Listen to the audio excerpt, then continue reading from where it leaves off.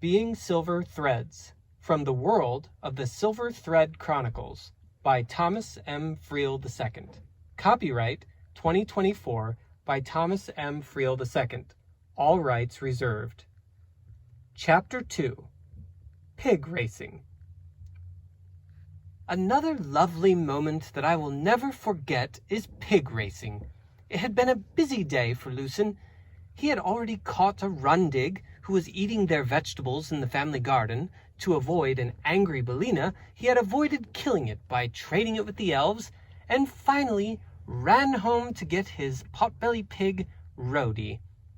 Pig racing was going to start soon.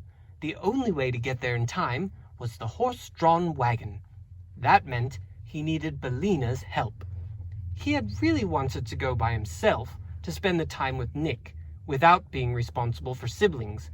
But Bellina could take care of herself, and he needed her help, so that was that.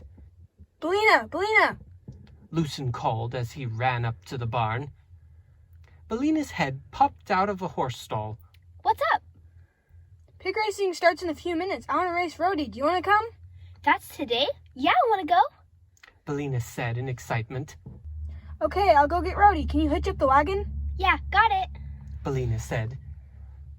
When Lucen came back, luring Rhodey with a bucket of slop, he was surprised to see both horses hitched up and Cece, Didymus, and Lala also there.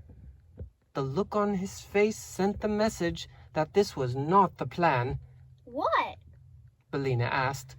Nothing, Lucen said in exasperation. He led Rhodey up the ramp into the wagon, and all the siblings followed. Before everyone had even sat down, Bellina made some kissing noises, and the horses started moving. Everyone fell down onto the floor of the wagon. They arrived just in time at the Swinney farm, but as Lucen looked around, Nick was nowhere to be seen. Lucen was immediately disappointed, but he had been looking forward to pig racing all year, so he was still excited to enter the race. "Hey, Fergles, are you racing today?" called Master Swinney. Yes, sir, called Lucen. "Well, hurry up on over here. We're about to start," Master Swinney instructed.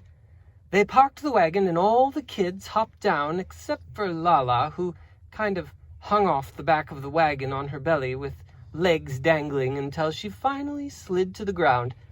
They ran over to the livestock path.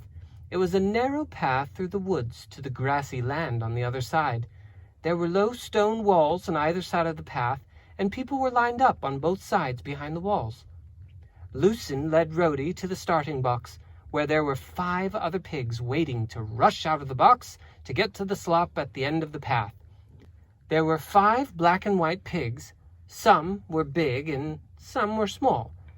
Small pigs could go faster, but big pigs could block and push the others with their weight. Then there was Rhodey. He was a red-haired pig and bigger than all the others. He stood out like a sore thumb. Some of the others around him laughed at this large red pig and whispered to each other. Lucen heard them say, "He doesn't understand. He's a city boy." He turned to see who had said it. It was Austin McCloud. Lucen did not know Austin well, but he had hoped they could be friends. Now that Austin was calling him an ignorant city boy behind his back, Lucen was pretty sure it wasn't going to work out. Without Nick, Lucen was feeling embarrassed and alone. He was feeling especially embarrassed because his red pig had been purchased from Austin's family, and at a good price, because he was red, and so unwanted. Austin reached down and patted his large, almost completely black pig. Then, over the sounds of grunts, squeals, and bumps, Lucen heard the familiar voice of Didymus say, "Let's go, Rhodey. You can do it." Lucen looked up and saw his siblings jumping up and down in excitement. A smile came over his face, but not too big. He was looking excited again with the support of his family. Then the box opened. Right out of the gate, the pigs bumped and dodged to jockey for position. As the jockeying pigs picked up speed, Rhodey settled into fourth behind two small pigs and Austin's pig, who was in the lead. There was a flurry of hoots and hollers from the crowd, but Lucen just stood watching with fingers holding tightly to the box. There was really nothing he could do to change the outcome. It was all up to his pig now, but Austin's pig was big and fast. Lucen didn't feel that there was much of a chance that Rhodey would catch up. All of a sudden, an apple fell from a tree right onto the path. It was one of the first of the season to fall.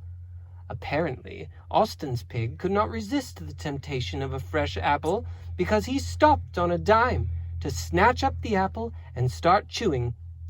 One of the smaller pigs also stopped to see if there were any more, but the other small pig and Rhodey were merely slowed down before continuing on to the slop.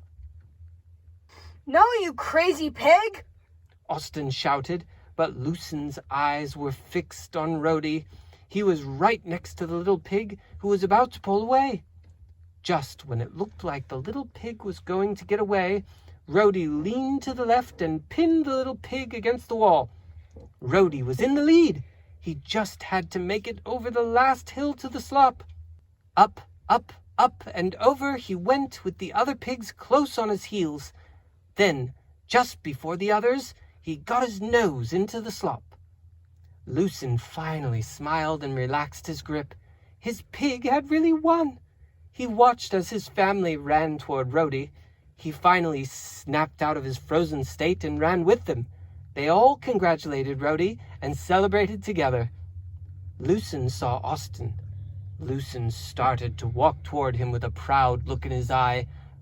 But before he got there, the look on his face changed, and he stopped. He turned around and walked back to his family. They all celebrated as they recounted the events of the race together on their way back to the house. That night, Lucen went out to the barn loft to be alone. As he lay in a bed of hay, listening to the horses, he said, Author, thank you for the story you wrote for us today. A stream of light began to flow out of him, out of the barn, and off toward the great spire where the author sits. I'm sorry that I didn't appreciate parts of the story until I saw how they fit together. I'm thankful that my family was there. I can even see how it was good that Nick was not there. If he had been there, I probably would have walked up to Austin and said things I would have regretted. Your story is always good, even when I don't see it at first. Thank you for everything. Good night.